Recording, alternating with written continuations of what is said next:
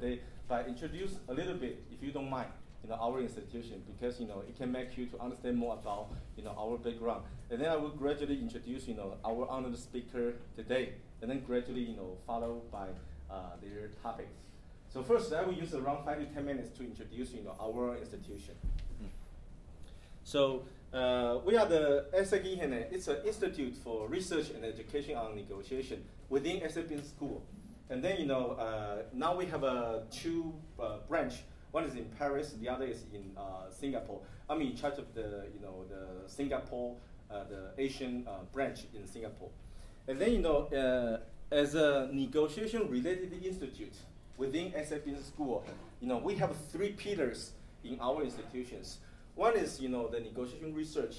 With the all the negotiation-related research, from the negotiation theory to the cross-cultural negotiation, political negotiation, labor negotiation, or international trade negotiation. And then on top of our research, we try to convert our research result to the education program. Every year, we train more than 2,500 people a year, and then half of them are the the executives. So for example, like we train a lot of executives all around the world, in the public sector or in the private sector. For example, like United Nations, WTO, WHO, and then the European Commission. They are all our long-term, we say clients, in terms of the negotiation education. And then something need to really special mention is our co-work with the European Commission. Starting from 2004, we keep on providing the negotiation serial program for the European Commission. And then we even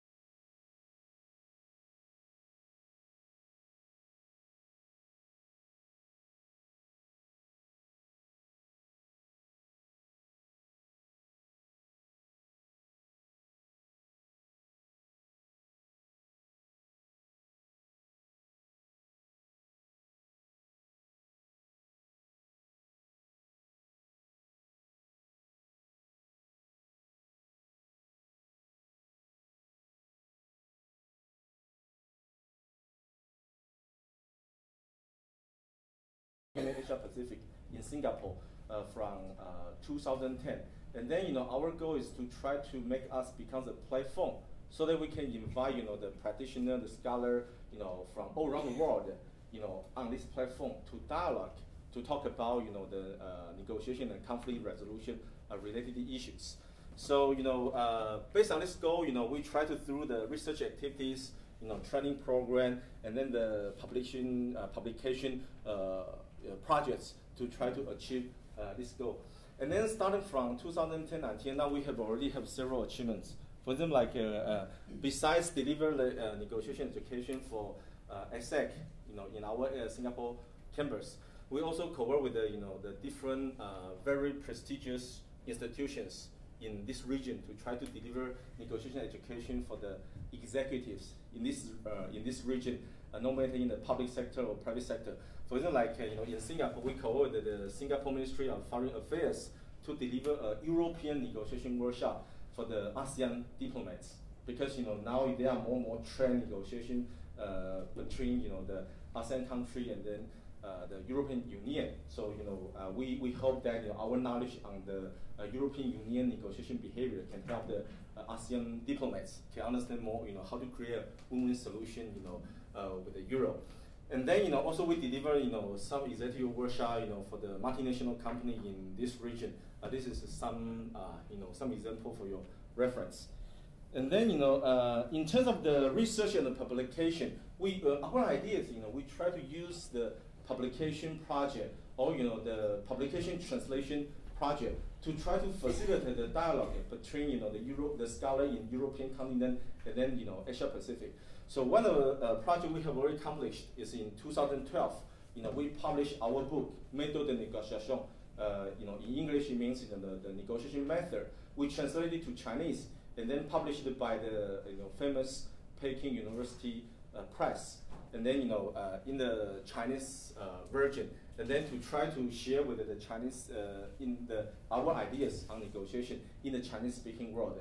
And then fortunately in 2013 we have already imported this book in Singapore. So now in Singapore you can also buy our Chinese version of our book, the negotiation method.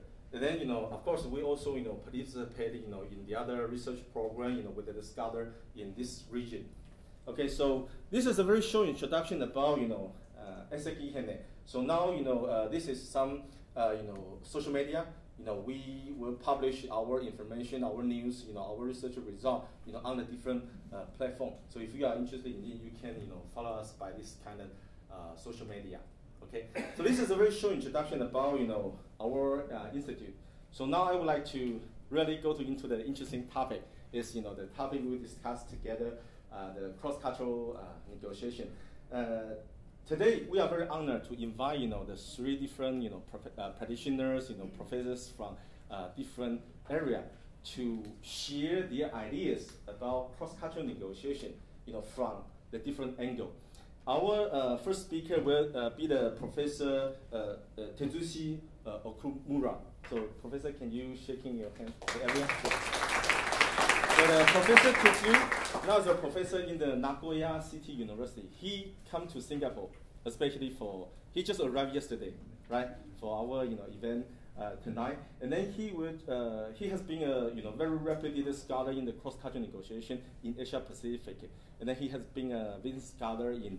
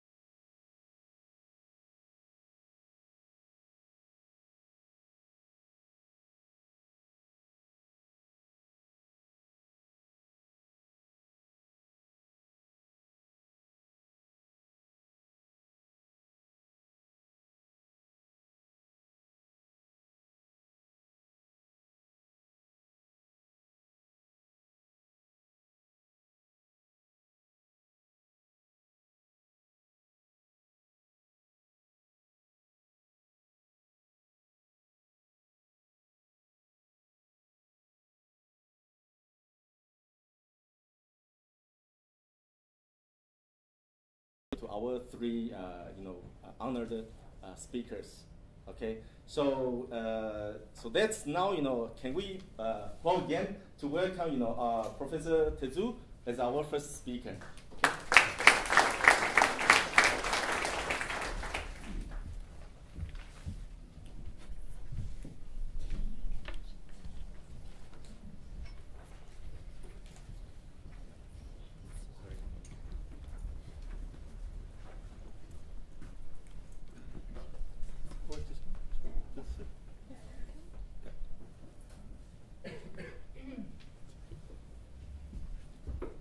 Good evening.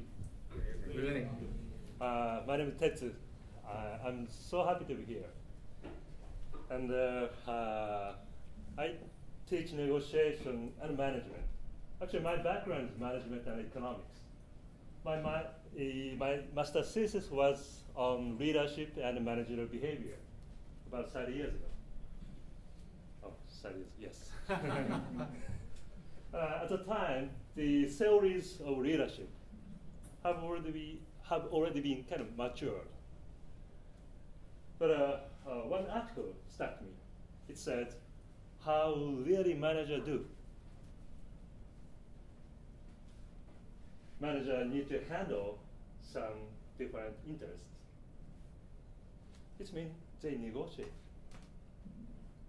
So I started to focus in this field.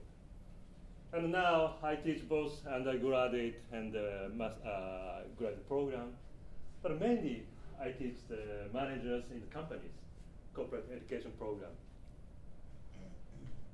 And so far, their grades are really good.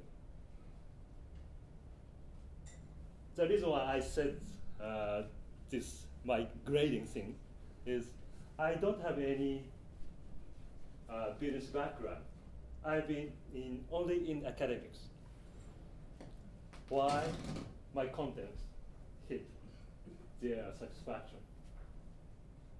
This is the title came from the reason.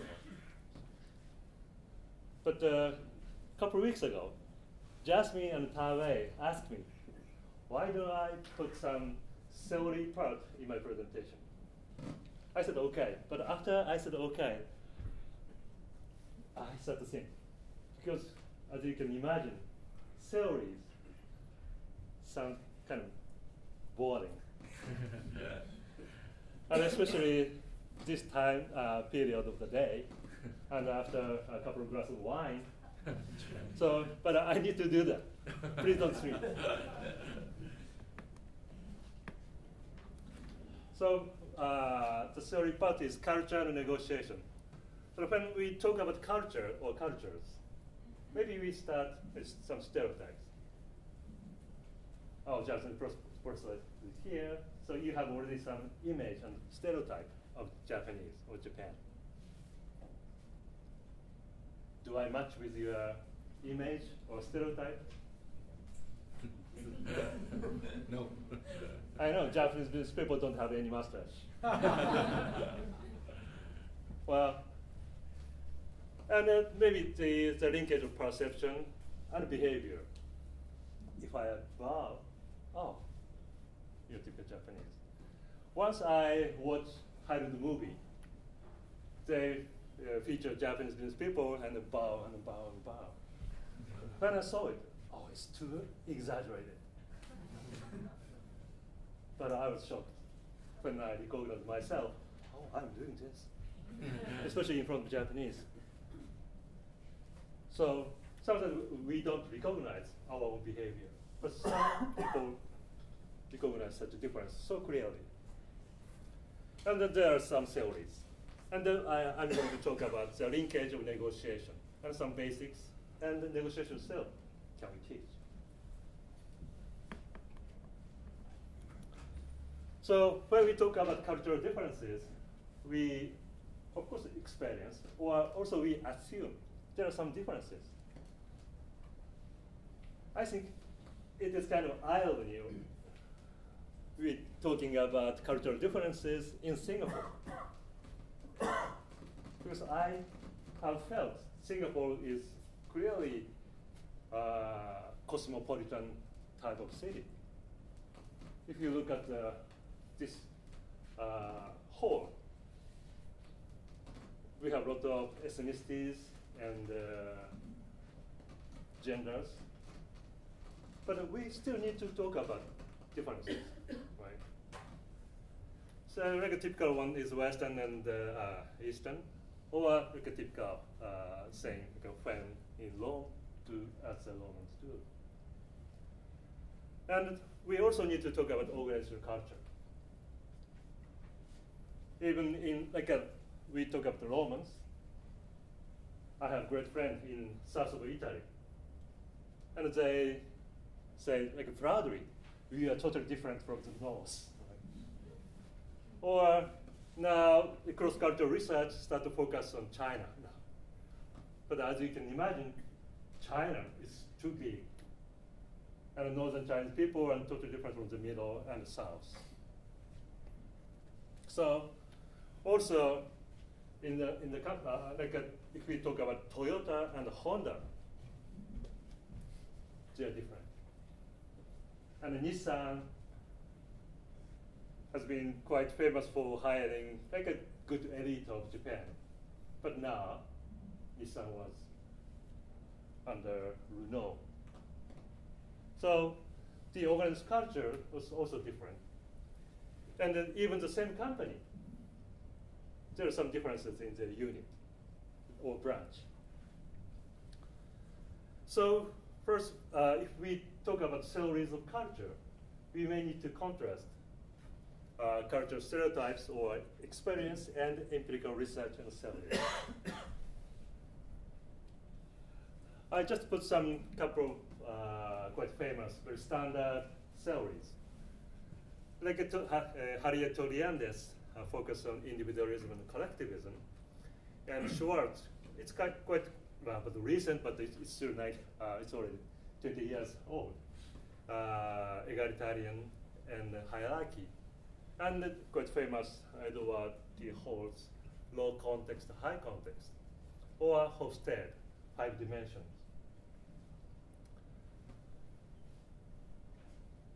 And it is not easy to incorporate these famous theory in 1 dimension or 2 dimensions. So when I participate in some researches on cross-cultural negotiation, we focus on those values and norms. Values are what are important. Like a famous individualism and collectivism says, like individualism may focus on individual gain, or some independentness. But the collectivism may concern a little bit more of the others, or harmony, or things like that. But also norms, it shows what are appropriate.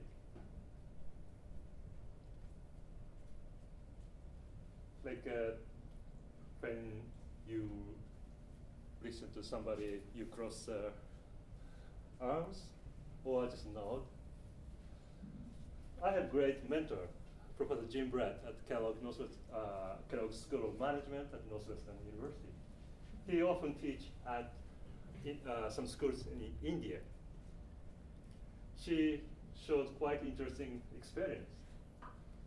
She did great lecture in front of them, but everybody in the classroom, like 200 students, MBA students there, they say,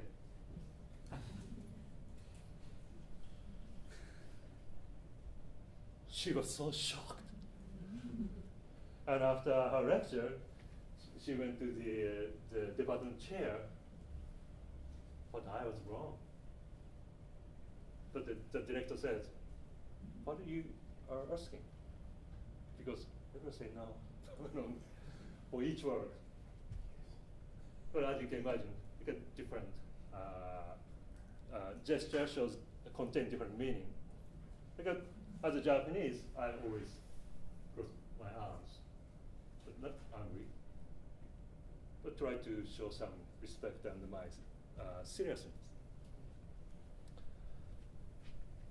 So, but we need to go further than those like superficial behavior.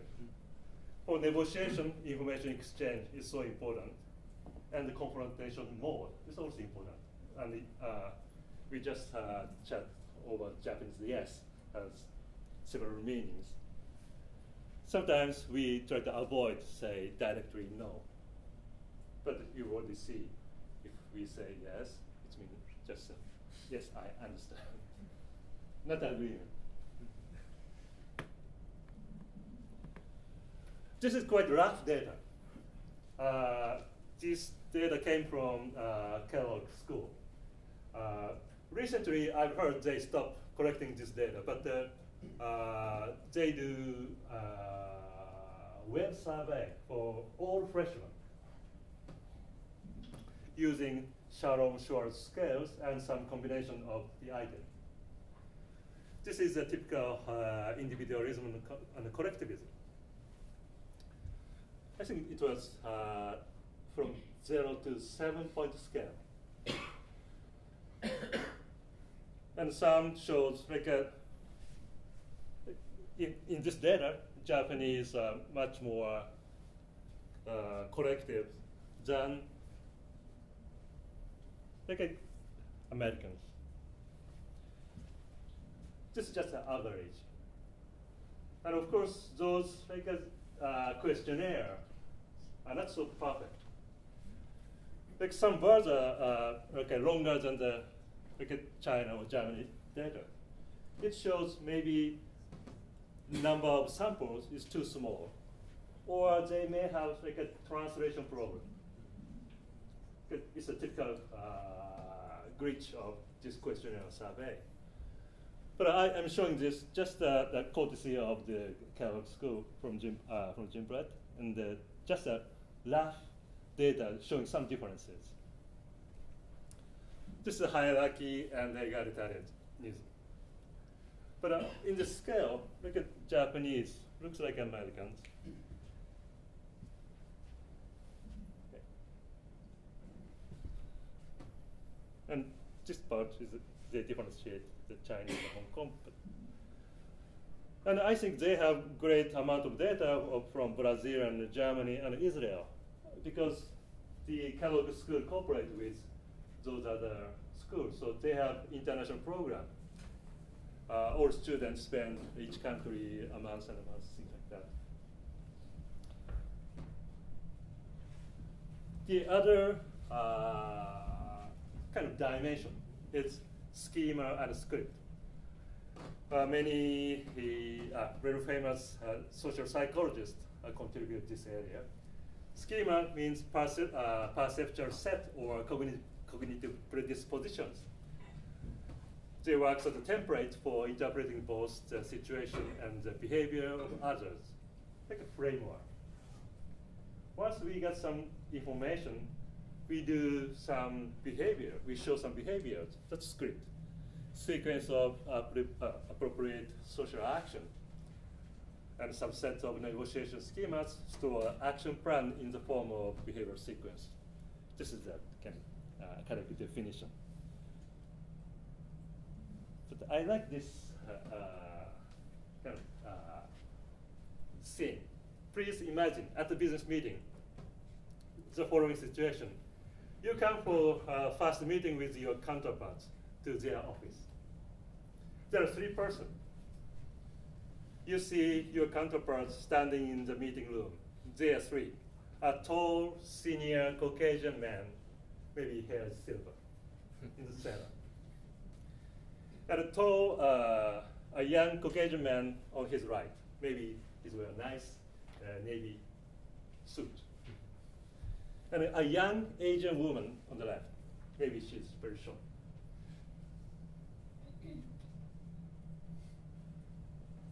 Who you're going to greet first? Maybe exchange business card or something.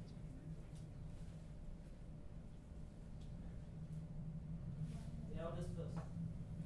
The elders first. Elders first. Yeah, thank you very much. Or I may ask a different question. When I ask this question in Japanese business people, what was the major answer? Actually, I did the same thing in Korea. In Japan, in Korea, everybody goes to the senior and the study center guy. Which country is this setting? Yeah, that's a good question. And also, the company, belong to which nationality? Yeah, right. But I just put some kind of imaginary situation. But I think you may have already understand. We have our own schema. We see the 3 person, like gender and age, and maybe the something like a size. Sometimes we respond quite semi-automatically. But today, this small Asian young woman can be CEO, and 2 other guy could be her assistant. Yeah, correct. She's standing the left side because left side closer to the door.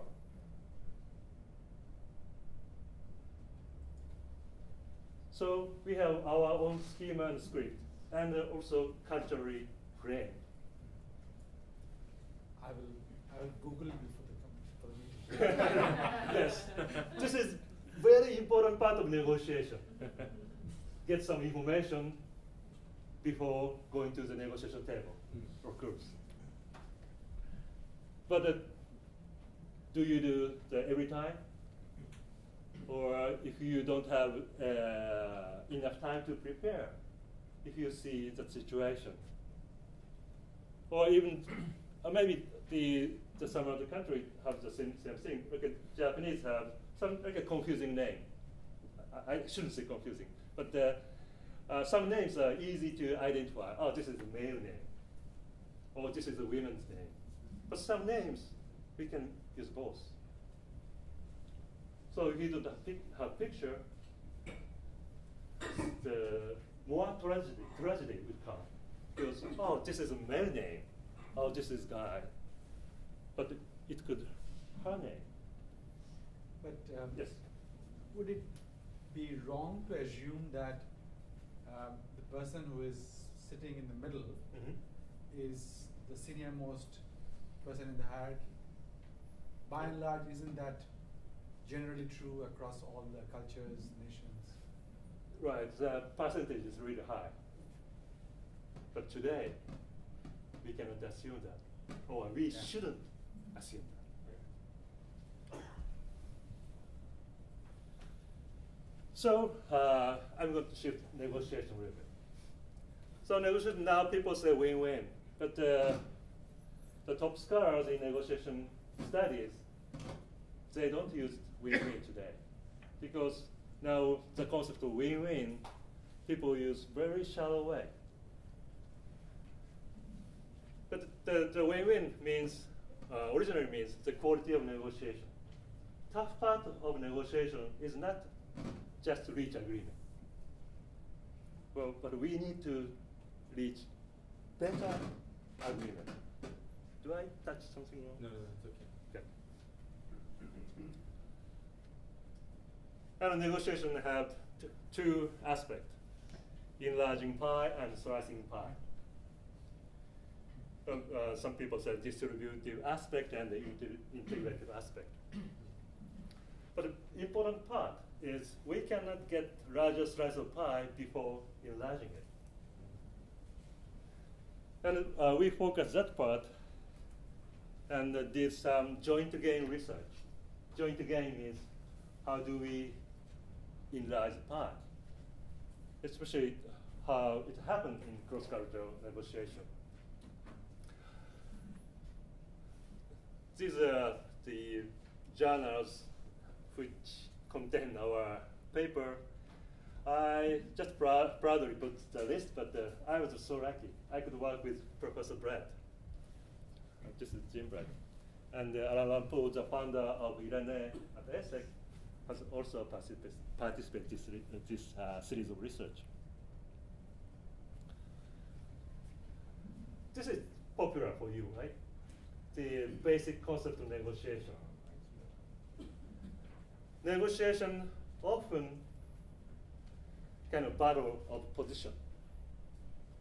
This is the picture of iceberg.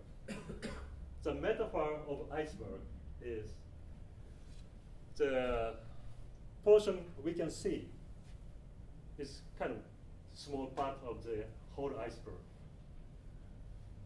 There is bigger part of iceberg just below the sea, below the surface. And this area is much more important than position. It's called interest. And interest can be divided two aspects, qualitative and quantitative.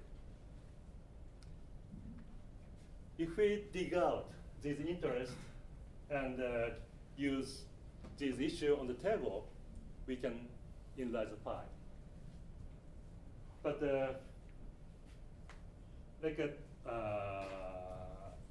people say the mice of fixed pie. Negotiation is win or lose. If we claim, the other party must give up some of their gain. So for realizing joint gain, the key is how do we uncover hidden interest from as a position or claim.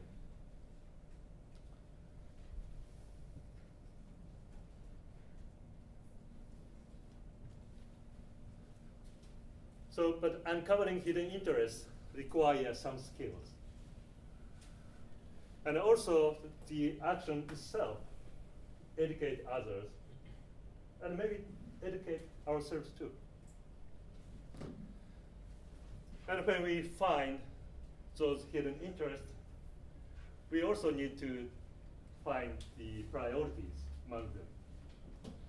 And the keys of enlarging pie is making trade-offs, releasing lower priorities and gain higher priorities. But how do we get those information? Releasing information is really critical and crucial. And sometimes your counterpart just make use of it. They may not release the information the other side. We focus that part. Do you disclose information or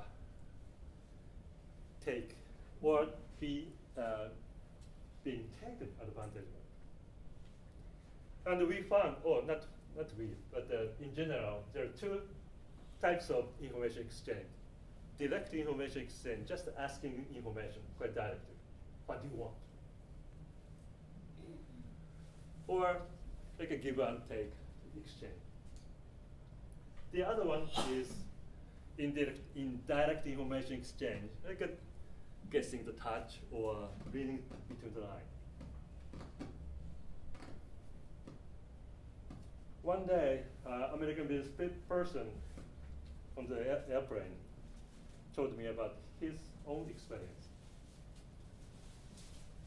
He's a kind of engineer for like a big screen TV. So he works with Japanese company and Korean company and Chinese company. But of course, the individual experience is so limited. But he's okay with the Chinese business people. Sometimes they are really tough, but it is clear for him to get what the other party wants. But he said he always had hard time to work with Japanese and Koreans because he didn't get it.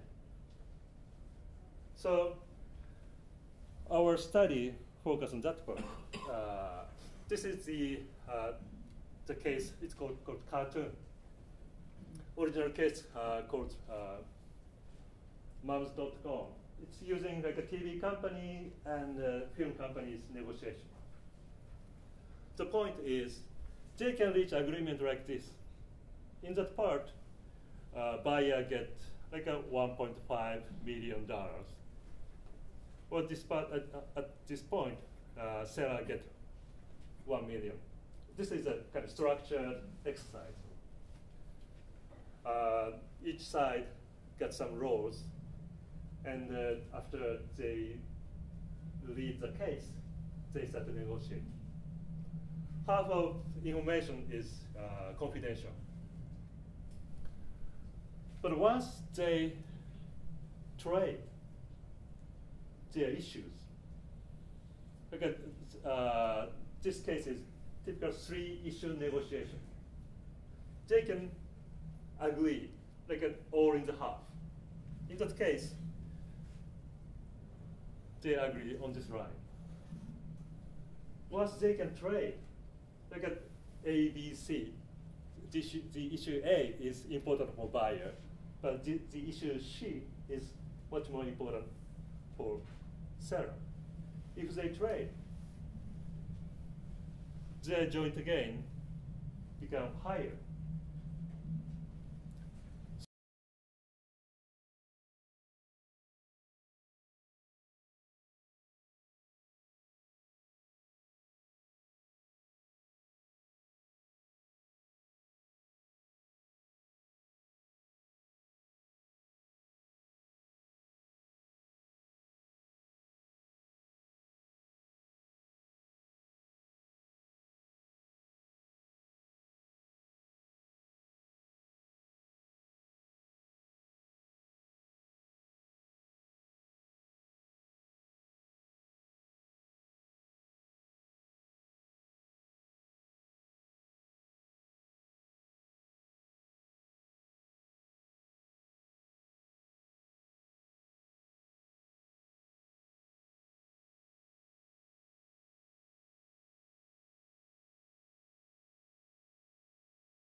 This is Kellogg MBA data.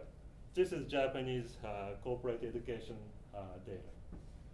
This data, we send Japanese related company in Greater Chicago area, and we invite the managers, Japanese manager who works for Japanese company in United States.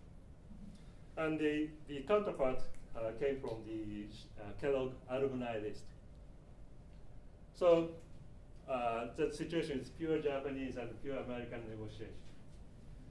They reached agreement, but they could realize much lower joint gains. It means they left much more money on the table.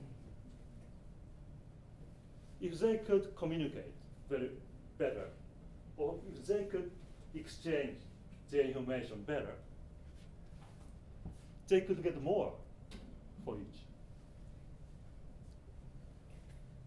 It was our first research. And the second research, we analyzed the audio tape. We recorded whole process.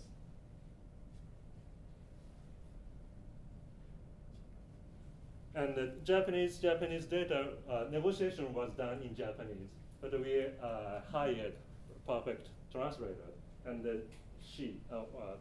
actually they translated English into Japanese. And our research assistant divided each word and then organized the meaning. And American negotiation, both Americans asked quite direct question. What do you important? Do you want wine or water or snack? Which do you prefer right now? Actually, I need to buy sushi first, or things like that. So they could exchange some information. So actually, okay, now I give you my white wine, but I can get sushi. Oh, okay, that's much better solution for me. But Japanese data realized almost the same joint gain as American data. But our researcher just checked it. How Japanese could understand what the other party wants. Because Japanese data didn't ask such a direct question. They just exchange offers. And after offers, the other party say, no, it's difficult. And the counter offer.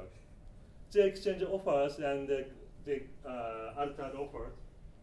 But between among those processes, they could get something.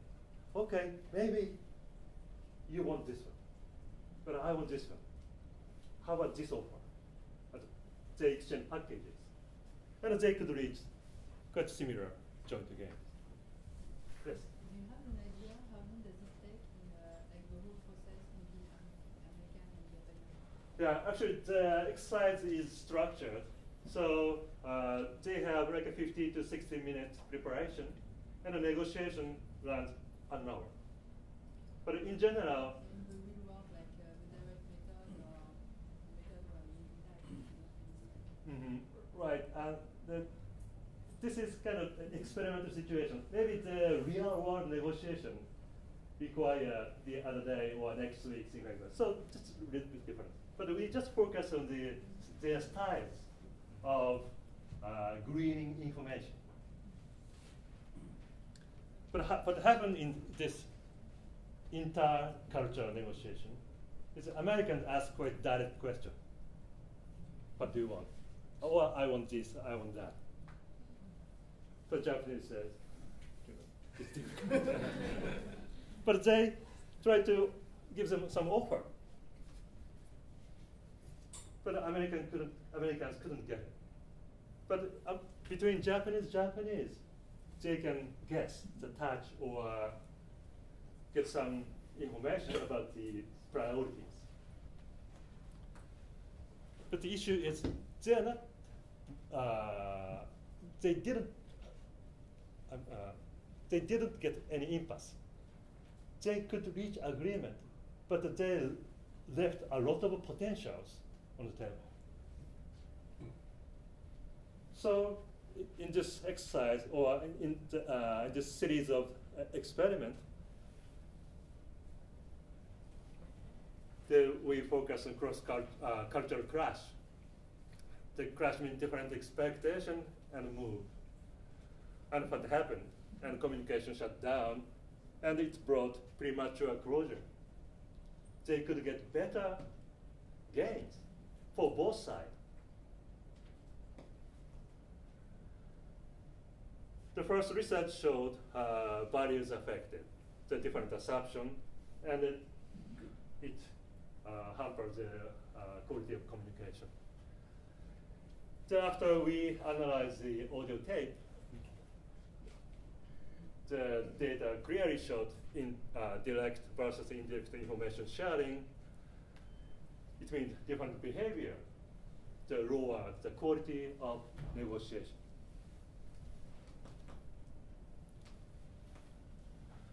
And now we use this experimental data in our classroom. So joint gain is quite important for enlarging pi. It requires cooperation, information exchange. But also cognitive biases hit that process. Even the daily negotiation activity, it requires greening information. Of course, in the real world, you start to get information before you go to negotiation table, as I mentioned.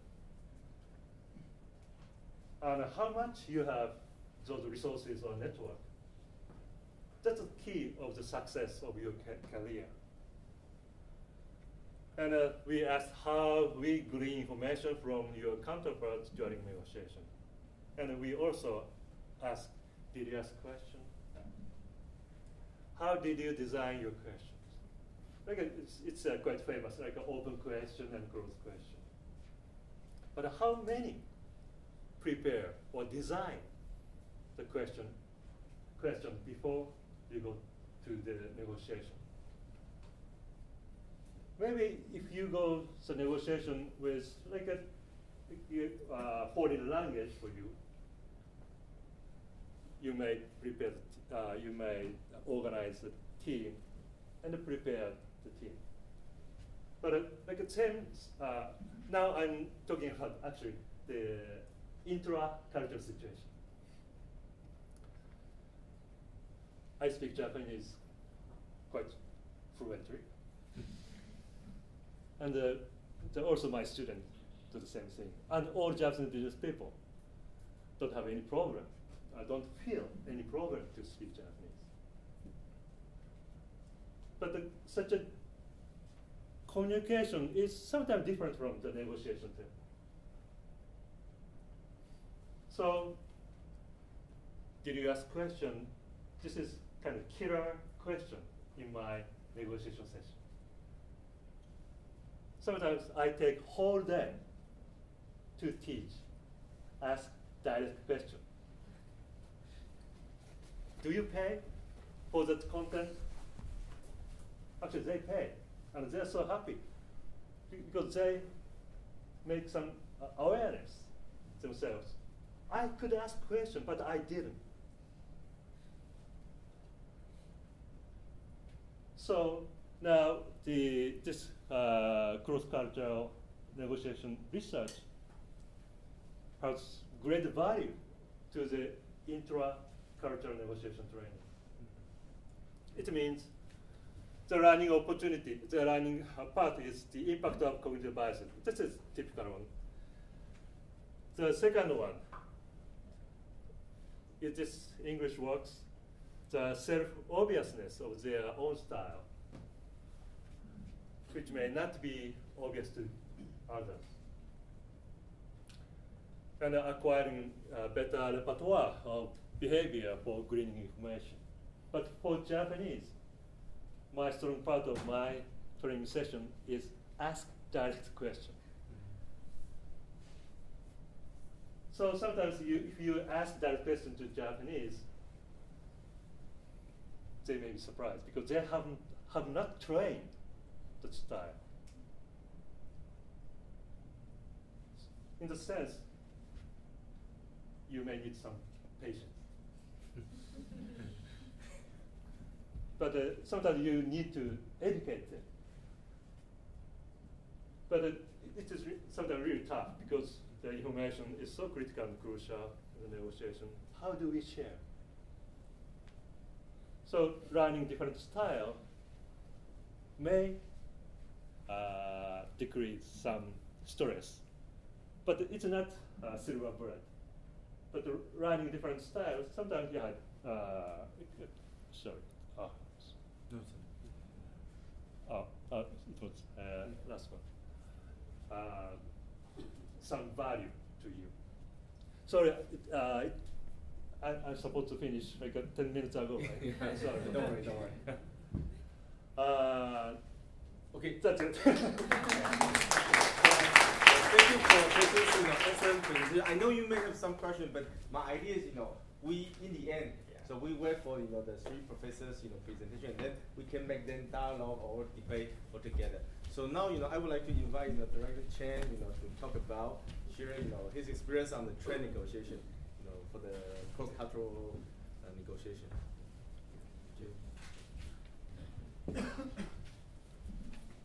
Good evening, everybody. I think it is a great honor for me to have the chance to share my working experience. Frankly speaking, I'm not supposed to be here. Actually, I'm working for a government, I'm a civil servant. But at the request of Mr. Wu, I think I do my best, to share my experience. I think because today I just want to share my experience, so I had to go through my presentation very quickly. I think it's easier in order to avoid you get lost. Okay, I think today I think my presentation will be that this way. I think the first part, I want to have the snapshot on the global economic integration. I want to share with you what happened to the old integration now. What happened out of the failure of the WTO, then how many the FTA or RTA have been underway already. And secondly, I want to secondly, I want to share our experience, how we have the trade negotiations with China, with New Zealand, with Singapore. I think that's maybe something you're interested in. And on the third part, I want to share with you about my personal experience in India and Indonesia. I think that's the everything here in our presentation. I think firstly, I can tell you what happened to the global economic integration now. I think everybody know that the Doha round negotiation didn't reach the expected objective in 10 years ago. I think all the countries in the world just try working very hard to maintain their competitiveness by signing either FTA or RTA. According to the information from the IMF, as of July of this year, there are around 599 FTA under negotiation or underway now. Among our name, 311 actually have been effective already. That's the real situation now. And among those FTA or RTA, you can see that many mega integration have been working, start working already. Now we have the ASEP. I think everybody knows the ASEP. That's the integration along the ASEAN country and with other six countries, including India, China, Japan, and Australia and New Zealand. And in this in the region, you can see the total GDP of ASEP will be 30% of the global GDP. How much? In the global GDP in 2012 is about 71,000 billion US dollar, and you can see that how important those regional integration will be.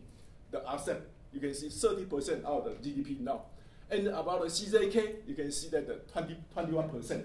CZK is China, Japan, and Korea, and about the ASEAN country, that's about 3%. We also have a TPP. I think that now is a very important and hard issue now. About 38% of the GDP. About EU, about the LTAP, you can see that indeed that is what is changing now in the world, because the WTO didn't reach its objective.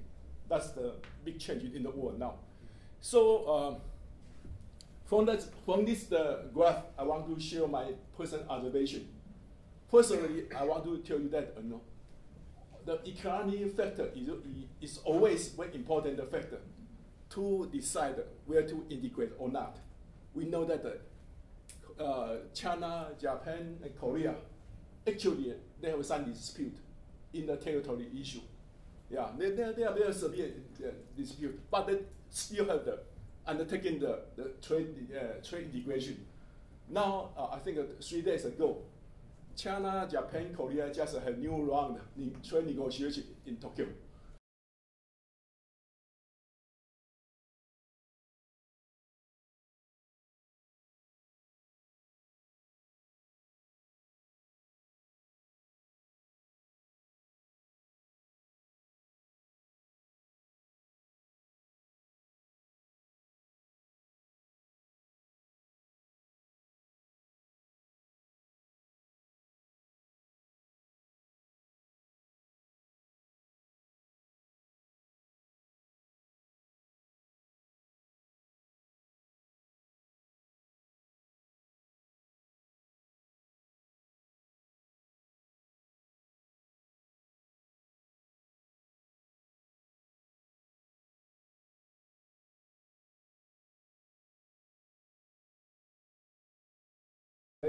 Trade share to the old trade just decline year by years.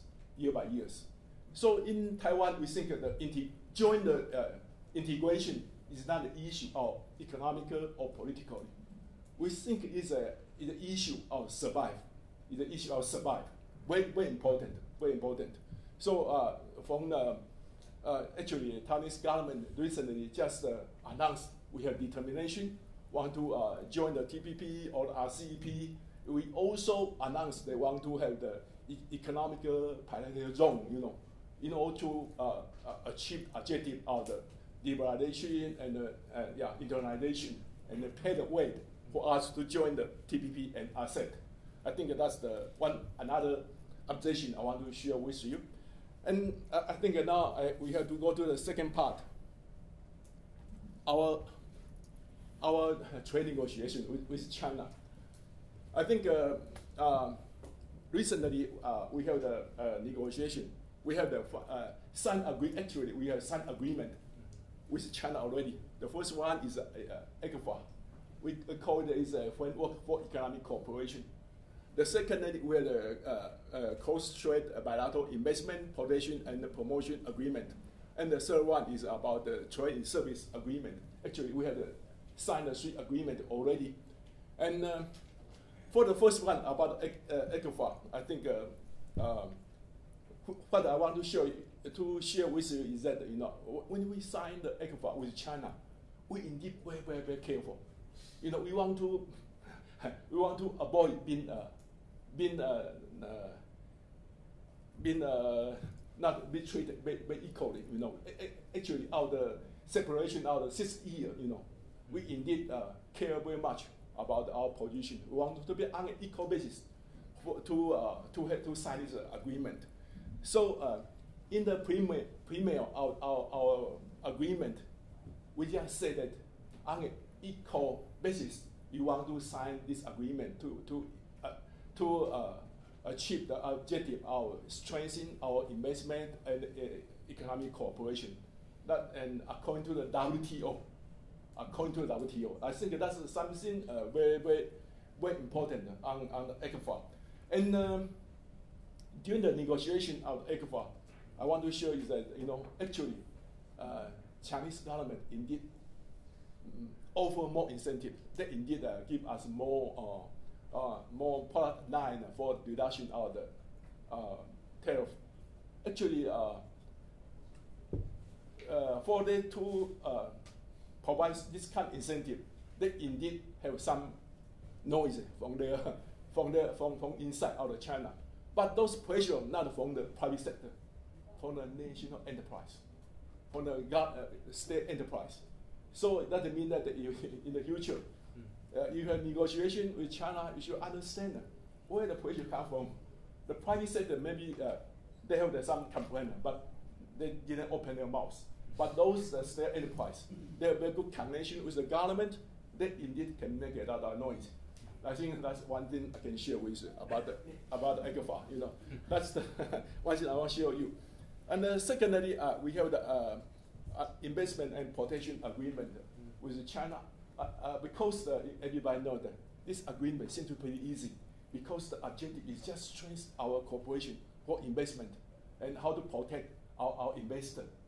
But this agreement will take about 2.5 years, because from Taiwan side, we are pretty insistent in case if the Taiwanese have the trouble or under the custody by the Chinese government authority, then the Chinese relevant authority should inform the family of the Taiwanese investor in 24 hours. In 24 hours, then this article indeed make Chinese government very unhappy, because they say they just say, Mr. Chen, you see the picture, how big China is. How can we, if something happens in the Xinjiang, how can we inform you immediately in 24 hours?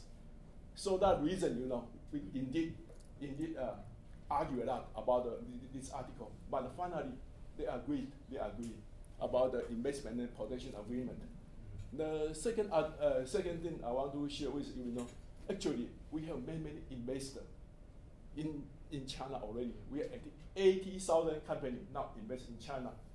And they indeed have many voice about this agreement.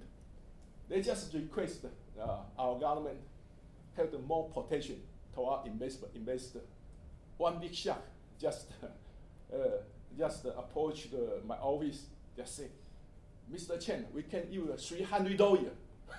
We can use $300. You just we can support you. You just should be get more protection to our investor, Taiwanese investor, something like that. That's the pressure from inside, because so that reason, this agreement took about 2.5 years. Very simple agreement, supposed to be very simple, but it did take time. That's the second thing I want to share with you. And the third one is about the agreement on trade in service. I think this one, everybody knows that according to WTO, they have the service in goods, service in trade, investment promotion, and trade dispute, something like that. And this trade in service, according to our judgment, it's supposed to be very easy because we have signed those two agreements already. And our legislature, Yuan, our Congress, seem to be pretty okay to pass this agreement. But it was proved to be a mistake.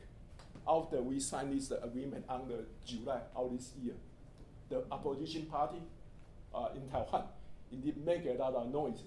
They say, okay, it's a trade set by China. If we sign this agreement, then the Taiwanese people will lose the job, all the business will be those competitiveness benefit, age, something like that. And indeed cause a lot of trouble to the negotiator, our delegation, you know. We indeed have big trouble. Until now, we still a lot of noise from the opposition party, a lot of noise from party. I think the same thing happened to the Korea. I still remember, you know, when the Korea government have the agreement with the United States in the FTA agreement, they allow the import of the US beef to the Korea. At that time, I think many Korean farmers indeed make a big demonstration, and then some guy even committed suicide by certifying themselves. So what I want to talk is that, you know, actually it's very difficult to make a balance between the external factor and the inside factor. That means, you know, how to balance. You have to negotiate with the other government, but how to compensate the domestic sector is not easy, pretty difficult.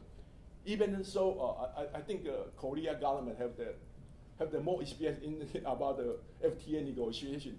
They have the FTA with the United States, with the European countries, with so many countries, and they have very good system already. Even Korea, I think they still think it's not easy though. That's I think something I can share with you about the trade and service agreement. Then I think talking about China, I think I have one more thing to share with you. I think after you had a negotiation with China, it is very important for you to prepare either a lunch or a dinner. That's very important. Please keep in mind. If you indeed reach agreement with China already, it's fine. The dinner is a celebration party. Everybody happy. If you didn't reach agreement, then you have dinner or lunch. You have more time to negotiate with them. Please keep in mind, many dispute can be set down during the dinner, not on the table. That's our experience.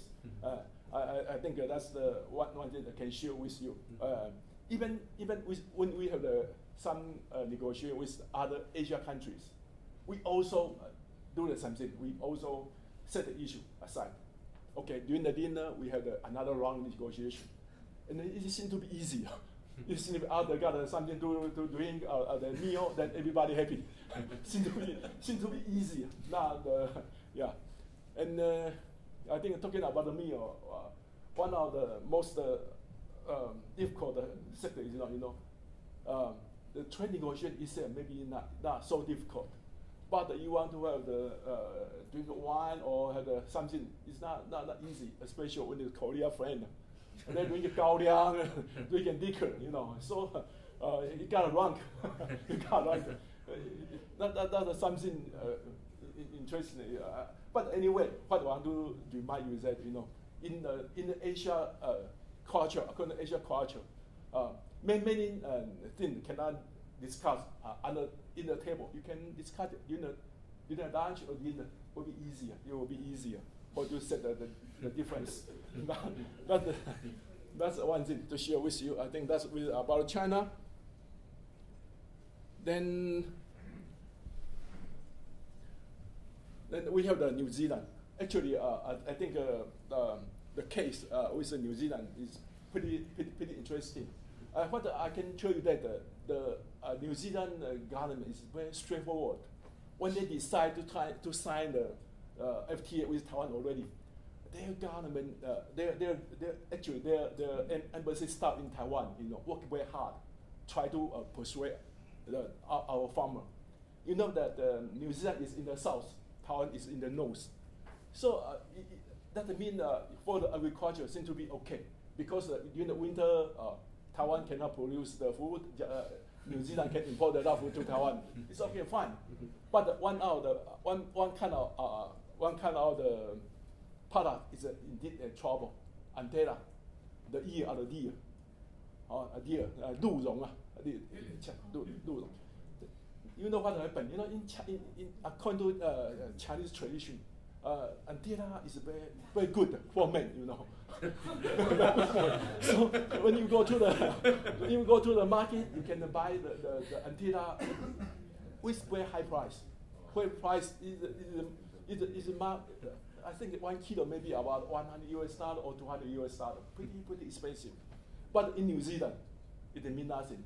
The farmer in New Zealand just cut it and throw away. So that's a different culture, So actually, we impose a very high customs duty to the antela of the New Zealand. The import duty is about 600%. 600%. But on the sign of the FTA with New Zealand, then all the customs duty will be zero. So actually, many the farmers from Taiwan just very unhappy, they make a lot of protest to the government. And then this time, the representative Patton, I think the New Zealand trade representative, Mr. Patton, just persuade to those farmers. He said, "Okay, don't worry. You agree that the New Zealand government will be giving you a piece of land for you to raise the deer." That's they did very work very hard to persuade the government, and after that they indeed have the persuade with the opposition party very hard. So this agreement is pretty easy. It's very easy to go through the legislature and to the opposition party. Nobody against. It takes only about 3 months to be effective. I think it's very quick about the New Zealand case. And then one thing very important is everybody know that according to WTO or the scope for cooperation, maybe the trade in services, trade in goods, trade and then trade in common trade dispute, something like that. But one out item we decide to cooperate with New Zealand is about the cooperation of the indigenous people. That doesn't mean that the New Zealand Maori people and the Taiwanese, the Aboriginal people, will establish a cooperation mechanism for economic cooperation. Every year they have the annual dialogue, something like that. I think you can check all the FTA agreement. I think only the FTA with Taiwan, between Taiwan and New Zealand, have this kind of arrangement. Very interesting. I think that's the one thing I can share with you. And another I think another country is Singapore. Actually, we just signed this agreement on November on the Four Seasons Hotel. I can tell you that Singapore government is very low profile. Actually, but their objective is very clear for economic cooperation, but very low profile. That's what I can tell you. Very low profile. But many things. Very low profile. I think that's about Singapore. According to we call this agreement is ESSEC, a cooperation between Taiwan and Singapore. According to the agreement, Taiwan will be provide about 99% of the Singapore product for the free import duty, and from the Singapore side, they are 100%. Or that means 100% of product import from Taiwan to Singapore will be free. That's the I think that's the one thing, one advantage maybe for Singapore businessmen. When they export their product to Taiwan, is 99% no customer duty already. That's the one thing about Singapore. And because Singapore is a free island already, maybe many people just challenge why Taiwanese government want to sign this kind of agreement because it's a free island already. But actually, from our ministry, I think that's a very important step, to announce to outside world we have determination, want to join want to be internationalization, want to be join the regional integration by signing this kind of agreement. I think that's the one thing we want to show to the world. And another factor is that Singapore indeed is the ASEAN gateway. Through Singapore, I think we can enhance our cooperation with other Asian countries. That's the main objective. You have this kind of agreement with Singapore. I think I'm pretty sure this agreement can pass the legislation also very quickly. That's about Singapore. Then I think I want to share my personal experience in Indonesia, and it seems to be very strange, but I can tell you something later. I still remember when I was posted in the Philippines for my first overseas post about 25 years ago. After 3 years, I was transferred to Indonesia with my wife, with my kids. Then I still remember that's the eve of Christmas. I go from the Philippines by Singapore to Jakarta. And in early morning, I was wake up because you can hear all the prayer sound everywhere. In a hotel, you can hear the sound, the Muslim, I think it's around 4 o'clock in the morning, every year. But something funny, after 1 month, I never hear it anymore. Never hear the sound anymore because I can't use it. After 1 month, when I cannot hear anymore. But everybody know that Indonesia is a Muslim country, but people know that Indonesia is a Jawa culture. The people in Indonesia is very, very friendly. They never reject the request in front of you. Okay, you want to borrow some money from Mr. Wu, even Mr. Wu didn't want to borrow to me. They never say no, but they just use many excuses. That's Jawa culture, and I still remember that we have some petrol project want to negotiate with the Ministry of Mine Energy in Indonesia, and one of my boss just make a very detailed presentation to the Indonesia side. And then the guy just smile, never say no. And then my colleague very happy, Mr. Chen. Okay, you see, never say no. You sure follow up this case? I think we got it already.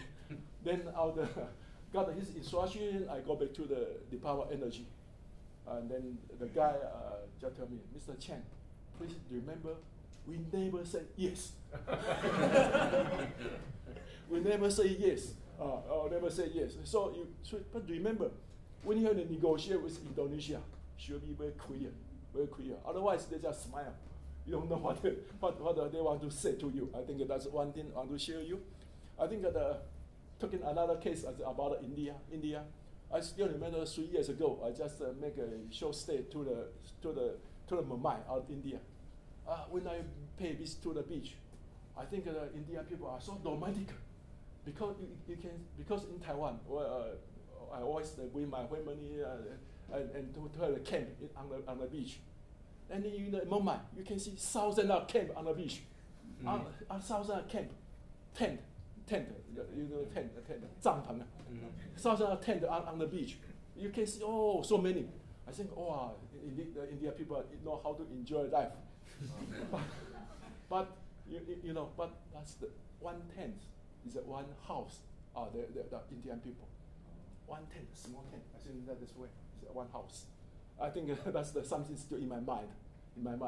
One side you can see a so big, very tall building, and 100 servant served one master, you know, and at the same time you can see so many tents along the beach. But what I want to say is that, you know, India is a nation, you know, is many culture and in many ways. But one thing very important is that the way they say yes and no, just Professor Moody said, is that this way is no, this way is yes. This way is yes. I think that's just something, you know, I can share with you.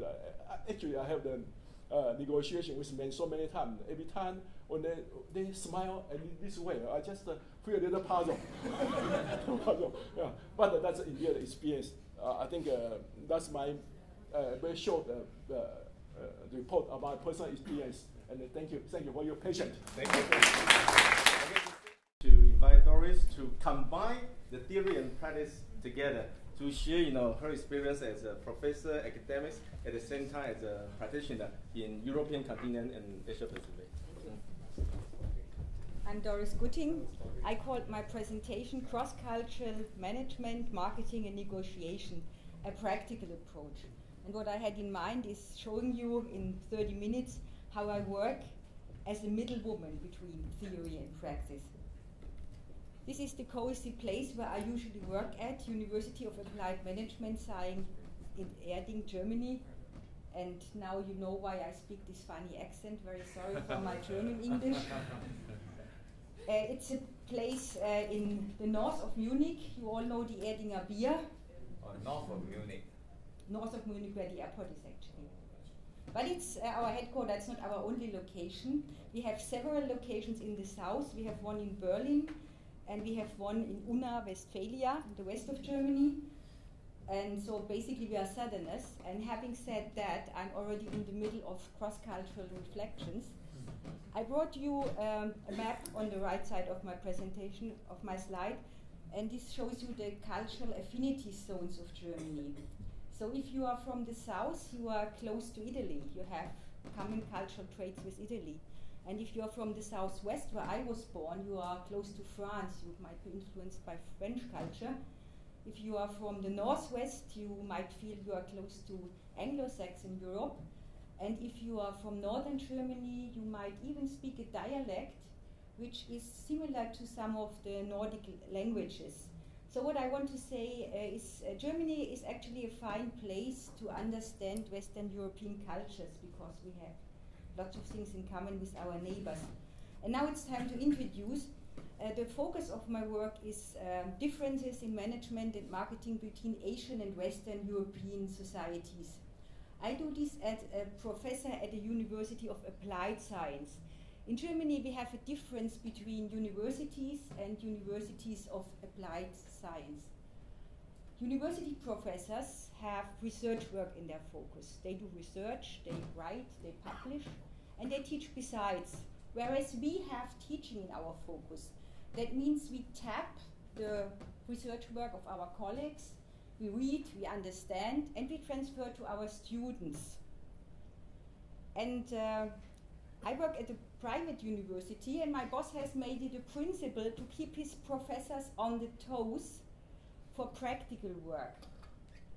And so many of my colleagues are 50% professors, and besides they work as consultants. Some have their own business, and I work as a consultant and as a trainer for cross-cultural and capacity building projects. I also feel like a middlewoman between East and West, and this has something to do with my biography. I lived in Hong Kong during the interesting time of the handover, and in 1998 I moved on to Singapore. And Singapore and me was love at first sight, and since this time I'm on and off. Singapore came back 2011, and I live here now permanently till the winter term next year, where I have to go back to Germany, to my university, to teach permanently again. I did some projects here in Asia, and my most important one was a book on management in Southeast Asia, And I would love to do promotion for my book now, but I cannot because it's written in German. The idea was to give German managers or future managers, that means my student, an idea of the behavior of their colleagues and business partners in Southeast Asia, which is based on culture and other factors. And in some projects I do it the other way around. I give my participants an idea how to do business with Germans. In my work I started out with the basic question of international management. Can you standardize management and its function, or do you need to adapt to cultures and regions? In management science there are different answers to these questions. There are people like Levitt and Cincoda on one side, and they say you have to standardize management, otherwise you can't make reasonable business. And there are some people like Philip Kotler on the other side who say you have to adapt. For me, the truth is somewhere in the middle. Standardize as much as you can because it's easier and it's cheaper, but adapt as much as necessary. Look at McDonald's. We all know that success factor for them was their high degree of standardization. Standardization in products, in promotion, even in processes. But still there is a Maharaja burger in India. I brought you 2 photos. I took them myself. The first one in Malaysia, the second one in Bangkok. I cannot even read the red signboard because it's Malay language. But I see the word halal, and this gives me a hint that the products there are adjusted to the Muslim rules. And of course it makes a lot of sense to adapt to Muslims' rules in a country where the majority is Muslim. My next photo is a different thing. Here you see McDonald's in a quite posh environment. We know that McDonald's in most countries is competing in the segment of the cheap restaurants, but not in Bangkok. In Bangkok you can buy very yummy and very cheap food at the roadside from these little stalls. And McDonald's is definitely not competing with these guys. They are competing in a different segment. So what they do is they change their positioning, if you want to use a marketing term. So even for brands with high standardization, it makes a lot of sense to adapt. Which brings me to my next question. What can we know about cultures, and how can we apply knowledge about cultures on certain application fields? What can we know about cultures? For this we have this academic discipline of intercultural competence, and my Japanese has already given you an impression. Intercultural competence for me is the ability to successfully interact with people from different cultures, which requires insight into my own culture and understanding the cultural logic of others. I brought you a photo of Gerd Hofstede, already mentioned by Tetsu, because he's also a very important man for me. It's a Dutch researcher, and he worked with IBM in the early 70s. IBM in those days was one of the first true global companies. They had locations everywhere, and so Gerd Hofstede could make empirical research, and he could prove empirically that there are differences between cultures. And Tetsu has also mentioned Edward T. Hall. I also use him. I also use some of Hofstede's followers like von Trompenas or Hampton Turner. I do not want to make academic name dropping here, but what I want to say is that we do have fundamental knowledge about differences, and we can apply that. Let me go back to 3 of Gerd Hofstede's cultural dimensions already mentioned by Tetsu, because they help me a lot to understand differences between East and West. There's the cultural dimension of power distance, which measures how different national cultures cope with inequalities in society with the acceptance of hierarchies. We know that there is no such thing as an equal society. There are inequalities everywhere. There's always rich and poor, and there's always high society and lower ranks. The question now is, how can society cope with that fact? And in the West, we don't like inequalities. We have low power distance. we find systems, for example, tax systems, to lower these differences. Whereas in Asia, you can cope much better with hierarchy. Actually, Asians think that hierarchy is a fundamental precondition for a working society. That means in Asian society, you have high power distance, you can cope much better with hierarchies. Another point of differentiation is uncertainty avoidance, which measures how members of societies try to avoid uncertainty about the future and unclear situations. In most Western societies, we don't like that. So we find rules and regulations and institutions to lower uncertainty. Whereas in Asia, especially here in Singapore, you can live very well with that. And this has a lot of consequences for management. Another dimension already mentioned by Tetsu was individualism versus collectivism, which describes the relationships between the individual and the group to which she or he belongs. Individualistic cultures, they are not egoistic cultures, but they stress individual identity, whereas collectivist cultures stress the role of the group. Look at your Singaporean values. They all emphasize the importance of the group. Let me give you another example.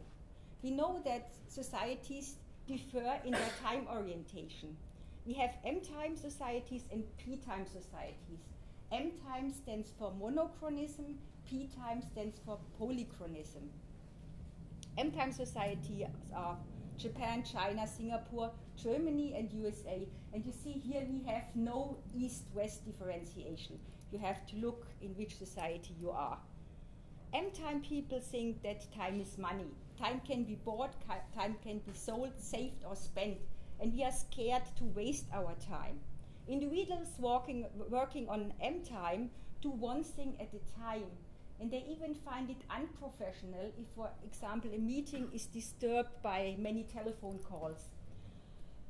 Preset schedules exist, and people like a lot to keep to their schedule. It's a value to be on time. This does not mean that M-time people are never late, but if they are late, they feel guilty.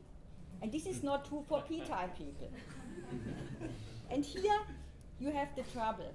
It can be trouble if M-time people have to work with P-time people, because for P-time people, they are much more committed to relationships, not to schedules. Individuals do several things at the same time, but this means that many processes need more time. P-time people easily modify their preset schedules, which gives them more flexibility. So typical P-time societies are India, Malaysia, Philippines, Poland, Brazil, Latin America, Arabian and Mediterranean cultures. So the point is you have to be aware from which time orientation zone your business partner comes from, and this can save you a lot of trouble. Let me give you another example. We know that there are differences in or different attitudes in pricing. Differences exist between Western cultures and cultures where bargaining is expected. In the West, usually prices have to be clearly displayed. If the price on the tag is not right, no interest for the product can be created. In many Asian countries like Thailand, India, or Philippines, you don't need and even you don't want a price tag. Bargaining is still the rule, and this bargaining is appreciated because it can create an atmosphere of common interest and trust. Let me give you 3 scenarios. My first is in the West. A typical Western seller usually offers a fair price from the start, which is close to the final price he needs to reach. He does this because he wants to convince the buyer of his fairness, of his honesty, of his true desire to make business.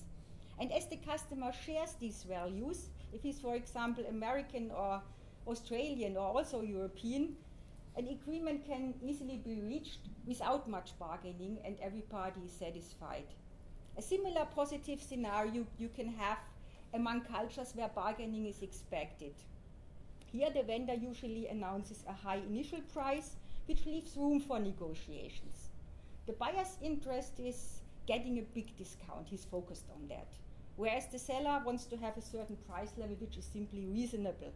And this allows the buyer to demonstrate his skills in bargaining. And the interaction that follows is appreciated by both sides because it can increase the long-term value of their relationship. So the final price where they would close at is probably very similar to the price in my scenario 1. Just the procedure is different, but both sides are happy. The trouble now can come if you have negotiations among cultures with different expectations. If the vendor, for example, is Western and is not aware of this cultural difference, he might suggest which is very close to the final price he needs to reach. And he thinks he's doing the right thing because it's a sign of goodwill, of fairness towards the buyer. But if the buyer comes from a different culture, such as India or Pakistan, his boss might expect him to get a high discount. So his role is focused on getting a good discount. But if the announced price leaves not room for bargaining, then no deal can be made. And both sides separate frustrated. So what we basically do in intercultural competence is we watch out for differences between societies.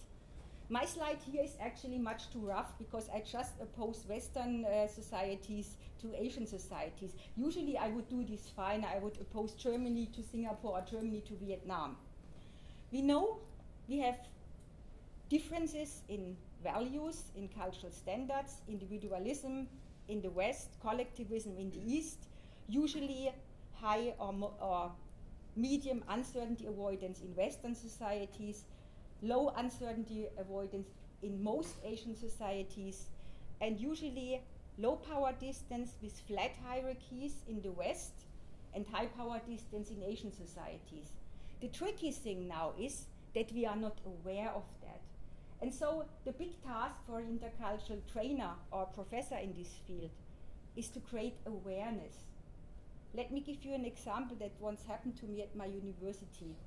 I was teaching differences between Germany and China, and I was mentioning low power distance with flat hierarchies in Germany and high power distance in Asia, in China. And then one boy raised his finger, and I asked my student to speak, and the young man said, "Mrs. Gutting, you are very wrong. You know what just happened to me? I just came back from my internship, and I had a very good idea to improve a process in the company. So I went to my boss, but the assistant did not let me in. She did not let me speak to him. And I gave them my telephone number, but they did not call me. During my whole internship of 6 months, I could not speak to my boss." So you see, there's high power distance and hierarchy everywhere. And I was laughing and I was telling him, "Well, you seem to be a perfect example for a member of a low power distance society, because an intern in China would not have even the idea to knock at his boss's door and expect him to talk to him. And by the way, a Chinese student would not approach me with, 'Mrs. Gutting, you are very wrong.' He would say something like, 'Professor, excuse me, may I please share an experience that I just made?' And so my example also shows you a difference in communication styles. In the West, especially in Germany, we are direct, we are outspoken, we love clear words, sometimes we are even loud, and you might find us sometimes a bit unpolite, because in Asia you have indirect communication. But Tetsu just gave us an idea of what problems can come up with indirect communication. So I think I can save some time and don't need to go further into this. And so also M-time, P-time differentiation, you have to look for that. You have to look for differences in price negotiation. And I could make this list now much longer. You also can watch out for strong preferences in certain nations. And you know, in Germany we have this thing with nature and protection of environment, which is a very strong issue, very strong topic, very strong value. And so you can also look into other societies where their preferences and strong issues are. And same is true for the field of dealing with dispute and conflict. In the West, conflict is normal. Dispute is even seen as a necessary condition for creativity, for initiative, for finding good solutions. And the person speaking one's mind is respected to be a good person, a thinking person, a reasonable, independent person. Whereas in Asia, harmony is a big value. So conflicts are avoided, as we have just heard. And compromise is favored over struggling with words. So what else do we need to work in this field of cross-cultural issues? I need to understand the countries I'm dealing with very well. I need to understand economy and politics. I even need to understand history to a certain degree. If you want to understand a country, you need to understand the religions, because the dominating religions are the founding block of a culture. And if I work in cross-cultural management, I have to do with workforce, and so I need to understand labor markets, and so I need to understand unemployment rate, probability of strikes, education, mobility of society, and more. And if I do cross-cultural marketing, I have to understand the markets and the customer behavior in the respective countries. And things like communication, how to transport an advertising message to the target group, and things like ways to deliver goods, and so on, much more, depending on your interest field. What else do I need? I need to understand my application field very well. Let me give you a simple example. A colleague is training German police officers for international operations. And so she deeply has to understand police work. She needs to understand the typical problems. We just mentioned this issue of direct communication. And I have this funny picture, and it should show you that Germans like a lot to come to the point right away. But if they have to deal with a person of an indirect communication culture, this person might not answer so direct. She might try to be polite and goes in circles. And then my good German policeman might think, why isn't he answer directly to my question? Has he something to hide? Oh, this is most suspicious. And you see, just such differences and misunderstandings, they can create a very unpleasant atmosphere. So we have to create awareness for differences. And this is true for all applications fields. Even in education, you have to think whether you can transport one method into another culture. And I would have another example, but my time does not allow. So if I work on cross-cultural joint ventures, I have to understand the phenomenon and the challenges of joint ventures in the first place, and then I check on cross-cultural issues. And the same is true for the field of negotiations. I have to understand the specific application field of dispute resolution and negotiation. That means I have to understand and apply what I know about communication and what I know about perception psychology, and we already got a very good introduction into this by my Japanese colleague, because we do not perceive things and people as they are in reality. We always filter. We modify according to our subjective perception, and this is based on culture. We tend to believe what we see, but unfortunately, we only can see what we believe. There are things like prejudice and other phenomena that we have to understand.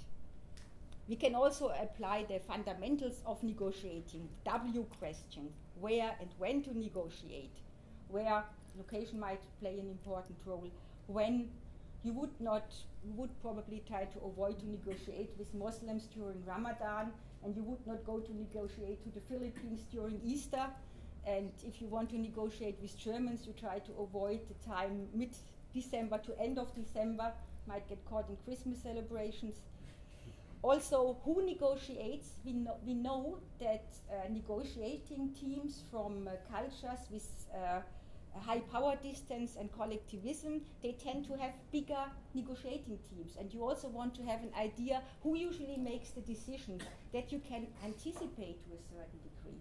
Also, why negotiate? This is a reflection about possible outcomes. We always need to reach something, and we want to reach something on top.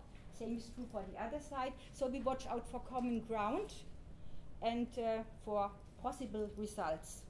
but it was already said, so I think I don't need to go into this field much further. Also, methods and concepts were already mentioned by my Japanese colleague.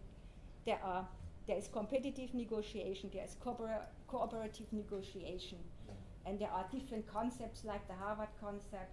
And you should know about these concepts so to decide what to apply in which situation and in which culture. And there are also negotiating tactics. Mentioned was moving to win-win or play win-lose to win. You have to know about that. Even if you don't want to apply yourself, you have to know whether the other side is playing one of these tactics. Every negotiation process has danger of ending up in traps.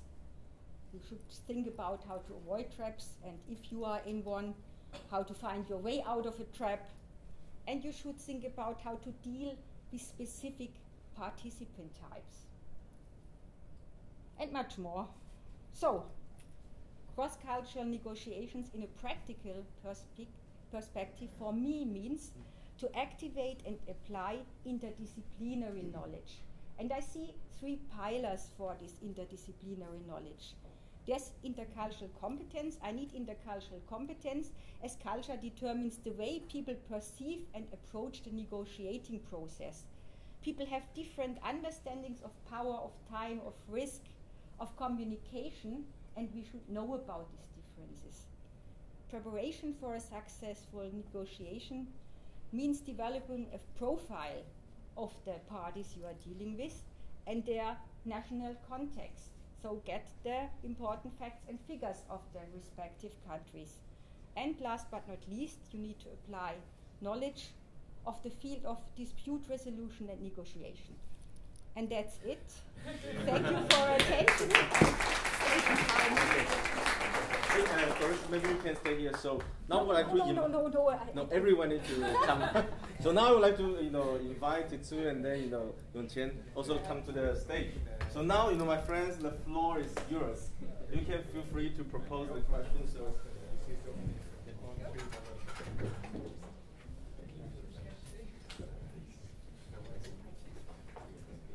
Yeah. You prefer to stand? Yeah. No. I also sit. I'm flexible. I'm flexible. Okay. So who would like to be the first? So I would suggest that before you asking the question, you also can introduce yourself to everyone, so everyone can know you. So. I think I can donate that. Okay. Okay. Prof, thanks a lot. I'm just quite surprised. My name is Ivan, just a lay person.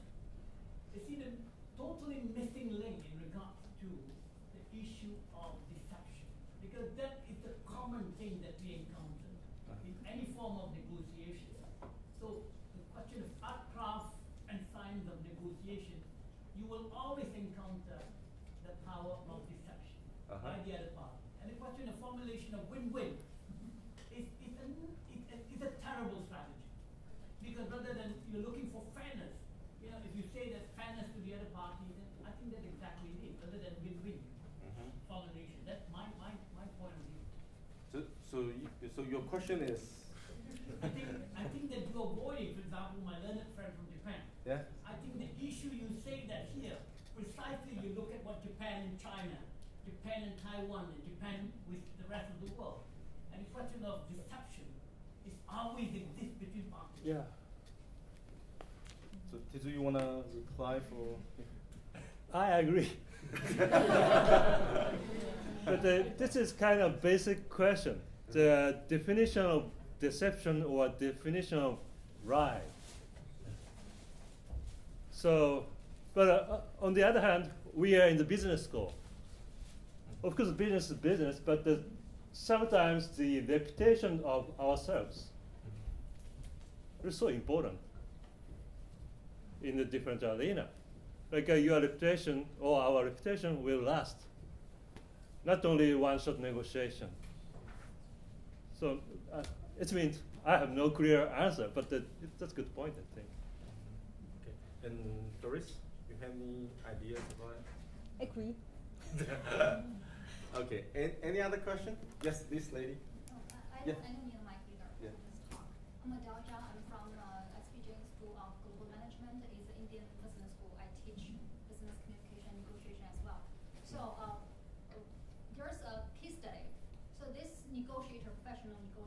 from America was sent by his company to negotiate with the Japanese clients. He had 1 week to close the deal. And the Japanese clients, they were very smart. They know how to deal with Americans, obviously. So they brought this American negotiator to drinks, to karaoke, to play with geisha, whatever. A week passed, and then on the final day, they planned to have negotiation. Of course, because this American negotiator, already booked his flight, had to go back to his company to report this negotiation process. But it's the end of the negotiation period, so he couldn't really close the deal. So if you are a consultant for this American company, what would be your suggestion, advice to negotiate with Japanese clients? In that case, it's kind of typical one. The similar thing that happened after Vietnam War. American delegation went to the Partice to talk, but they have limited resources, like rent of apartment or the same thing. The first thing, you should never show your airline ticket. It's for the resources. I agree. You got drunk a little bit. Yes. I agree. If you have you shown the time when you have to go back, then you have created a disadvantage for yourself. The other party can play with that. Because Japanese are very polite, as you said, they always say yes, they don't say no, and they're always smiling, but they don't really close deal. I think as for Americans, because they're from different cultures, they speak a completely different language. It's very hard for them to really read underlines, read the gestures, read the touches, it's just impossible. So how do they negotiate with Japanese in this way? Because the Japanese prefer indirect conversation, while Americans are more straightforward. So what would be good advice to read the signs? Wow, it's a really tough part because we cannot do the romance even in the loan. So I'm sorry, I don't have any clear answer for that. But it's a quite famous story. The Japanese hosted, entertain, go for bars or restaurant. So American can do some more their own way, but not like a Texan. You cannot put your foot on the table, but. So is that a better way for Americans to negotiate with Japanese as like Taiwanese negotiate with Chinese? To go out to have bar with them, you negotiate in the bar instead of really at the negotiating table. Does it work? Or like if Americans go to Tokyo, it's already disadvantage. They should negotiate maybe somewhere in the middle. In Taiwan? Yeah. Or actually they do. They do negotiate in, but Hawaii is in America, but somewhere in the middle. That's a typical diplomatic way to negotiate. Because maybe Director Chen would like to share some ideas, especially it's more related to the karaoke.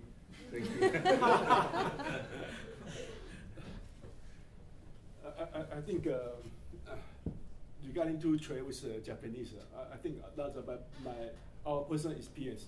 Is that you cannot expect to reach agreement in one time. In one time, it's impossible. It's a mission impossible for you to make a deal immediately. I think maybe 2 or 3 times you can reach your objective. That's my suggestion. You're just talking about our negotiation with China in the karaoke. It's not true. We just have this kind of dinner or something that everything is finalized, something like that. But in case we have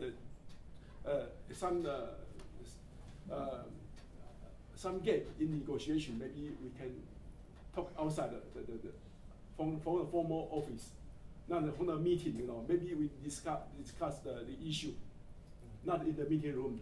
We just talking outside. It will be easier. I think that's our experience with China. But I don't know what happened to Japan or other countries. Because the cultural gap, can I say our experience will be applied to everybody? Yeah, that's my answer. Thank you. Okay, there's a gentleman here. Yes. It sounds like they didn't do their homework. It's like something like what? They didn't do their homework. If the company didn't do their homework or he didn't do his homework, assuming he didn't go to a foreign country and close a deal in 6 days. Oh, that sounds like a lot of Western companies' problems, right? They are just very assertive. They think they can close the deals. They go to different countries. They really, without studying enough English on their own. Sounds like a very American issue. Thank you. Okay. So yeah, this gentleman. Yeah, I feel that today with internet and social media and so much of sharing of information, people have much better understanding of different cultures and much better understanding of what differences are and uniquenesses are. Isn't it true that in today's environment, knowing well what is important to you and getting an idea of what is important to the counterpart essentially is the key success factor for a good outcome for negotiation. And of course, patience is the key. You can't reach negotiation like this. So if you have a clear understanding of what is important to you, and it's always difficult to know precisely what is important to the counterpart, but if you have a fairly good idea of what is important to the counterpart, and as long as you address these two key issues, aren't you giving yourself a good chance of reaching a good solution? That means you're not leaving money on the table. That's essentially my question. Okay. Well, so the Yes. It's now your question reminds me we might have talked some like a tricky part, because especially cross-cultural negotiation, we cannot only focus on the negotiation table. Both sides have stakeholders and constituencies. As Mr. Chen mentioned, the internal political situation is really tough. Sometimes such an internal negotiation must be much harder. So, as you said, it's not only the adaptation or adjustment. We have to help the other party resolve their own business issue. Doris, you want to? I did not understand this as a question. This was a clear statement, and I would agree to that. You have to understand the other side, and this is a good precondition. And patience, and explaining your culture, and I think this is key factor. In other words, what I'm trying to say is that if you just focus on that part totally, and by focusing on that, if you think you have understood your requirements clearly, many times people don't know what they want. If you know what is important to you, first of all, you have a clear idea. And if you focus clearly on understanding what the other party wants, if you focus on that, and then the cultural issues may play a big part, but as long as you understand what is important to the other party, wouldn't you give yourself the best chance of success? That's essentially my question. Well, in other words, if you focus in understanding what does he want, what is important to him. Yeah, I think there's always the culture and there's the personal perspective, and of course both important, and you do your homework in trying to understand people, so completely agree. I think I also can contribute to this discussion, because I remember that Professor William Zuckman, he thinks that culture is not a really culture is important, but it's not a key issue, because he said we need to focus on the personal interest, motivation. Yeah. But however, I have a different point of view. I think that before you starting from knowing someone from the scratch, okay, we start knowing you from the scratch step by step. Is it better we can know more or less? We can have some pre-assumption.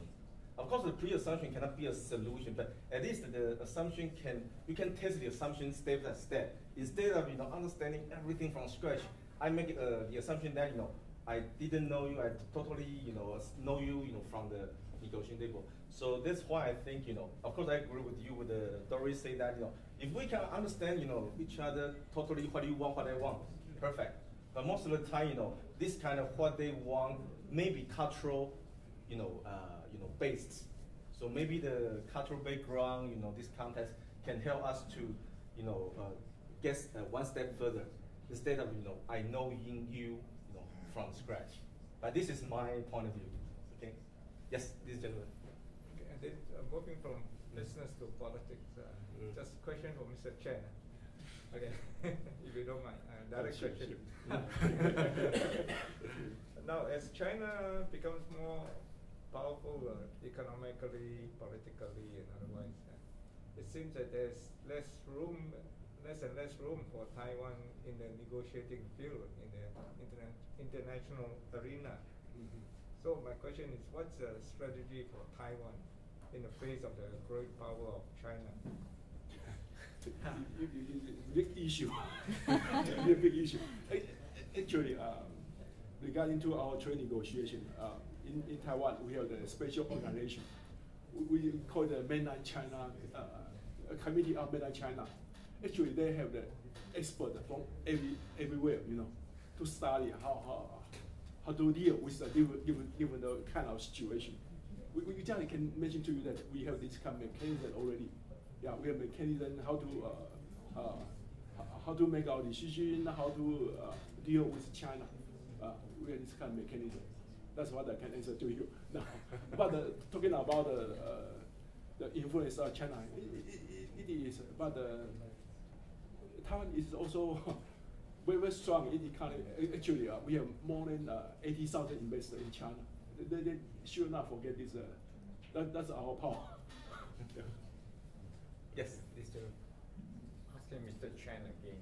Okay. When you mentioned that you negotiate with China, relatively is easy, not difficult at all, to a certain extent, as long as you have a party, you have a drink, everything settled outside the main table. I have told you that we can cross-write into sector. Actually, what I can talk with you, exchange opinion with you is that the guy who is on the negotiation table. But frankly speaking, we are another channel. Except that for more discussion, we have another channel, to communicate. Yeah. So because of that channel, it greases the way through, make it easier, is it? Yeah, that's the way we make it easier. Yeah, we have another but channel. Is it politically China take Taiwan as a younger brother, so that from the top, it gives the direction that don't be too hard on them. We negotiate on the formal table, but give them some way. It's half-half. Frankly speaking, they are pretty tough on the detail issue. For example, you want to open some sector, they are indeed very conservative. I have to mention to you already. Yeah. They have pressure from the state enterprise, so they are also pretty persistent. Yeah. Is it because the harder parts are on the lower rank, because the enterprise, they want to have an advantage in the business negotiation, but on the higher side, normally they say we take care of the younger brother. I don't know how to get in their mind, but from we are working level, so we don't know. Political is always separate two entities, right? But frankly speaking, always talk about two entities. It's not easy to deal with them. To be frank with you, not easy. So, any other question? Anyone? Have any other? Because we still have some time, so we can, welcome. Yes. Hi, my name is Ryan. I'm a student from the University of Warwick. My question would be, is there a connection between the conflict avoidance that you mentioned and the legal environment that the negotiation is discussing?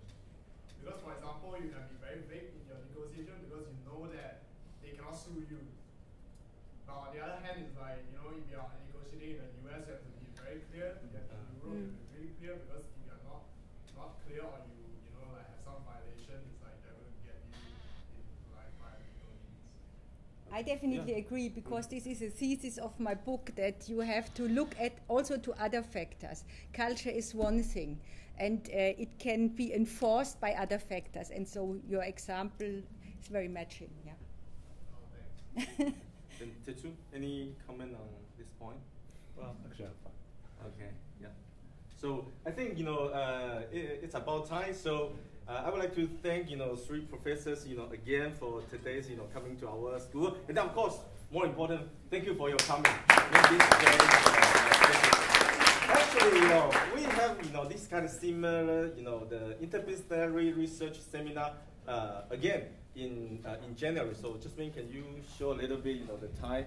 Sure. Yeah, and then fortunately the invited speaker next time, the Professor Michael Nagoya from SMU still also join our seminar today. And then our next round CHEN is more focusing on the HR, so it will be the negotiation for the human capital market. The Professor Michael Nagoya, and then the other FedEx VP of HR, Dr.